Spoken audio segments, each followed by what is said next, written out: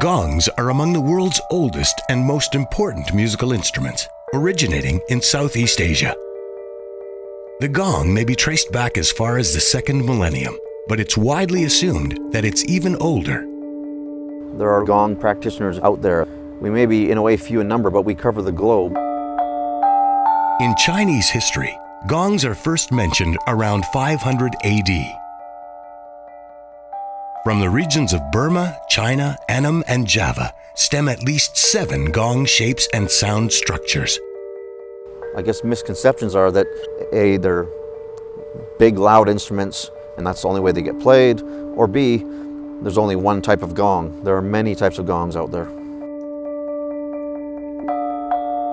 I've never heard an instrument like them. I've come to appreciate them not just being a piece of metal, but a very live being that responds to its environment.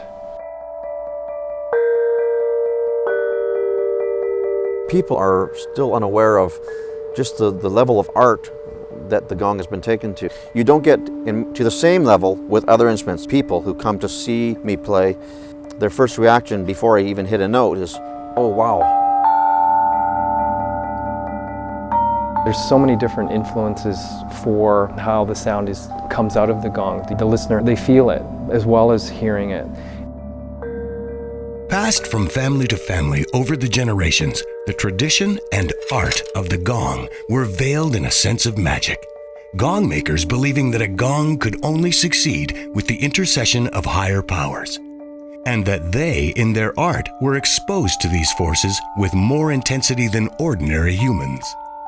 Along with the sound and the visual nature of the gong, you have this invisible force coming at you. The gong was an element of great importance in the lives of Far Eastern peoples and is still very prominent in many countries today. It just kind of naturally happened that I was getting a sacred feeling from playing the gongs. The gong just seems to evoke such an ancient sound. As a drummer for 27 years, I've got lots of rhythmic ideas. And what I try to do with my performances is taking the listener on a dynamic journey. So it's not just one big oral assault. It's got lots of different shades and very quiet passages and more powerful. I see what I'm doing is creating a whole new genre of music. And I absolutely do not limit myself to any structure, and that's why every concert is completely different. In some Asian cultures, the gong was an indication of wealth and status.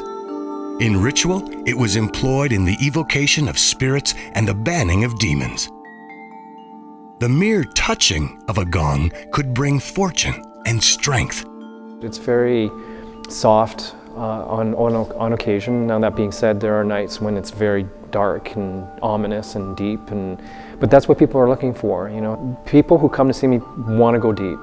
They want to go to the next level of wherever it is they are on their journey, and with this, they can do that. In terms of the people that come and see me play, it's amazing. It's a wide range from women who are pregnant to, I think the oldest person that's come to see me is 95. As a musical instrument, the gong accompanied celebrations, funeral ceremonies, orchestras, and theatrical events. Each person experiences it differently. Some people it's healing, some people it's meditative, some people it's music, it's a flow of an energy that they've never experienced before. I think the world in general is more and more receptive to wanting more peace, and I think the gong really goes hand in hand with that. I see the interest in the gong as expanding in the future decades.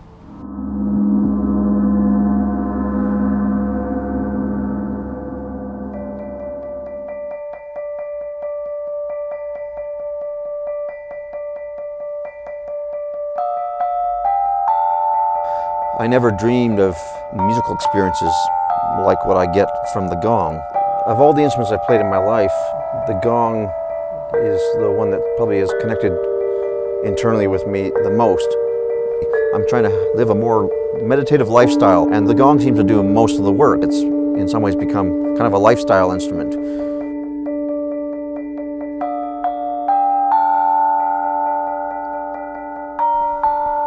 they've changed my life. There's no doubt about it. Like, they're teaching me each performance that trying to be as good as I can be.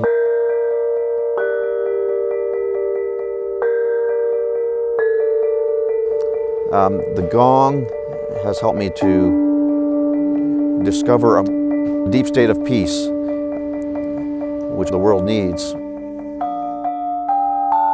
Solemnity, reverence, peace, and tranquility, and some even say healing, have resonated throughout the ages in the many voices of the gong.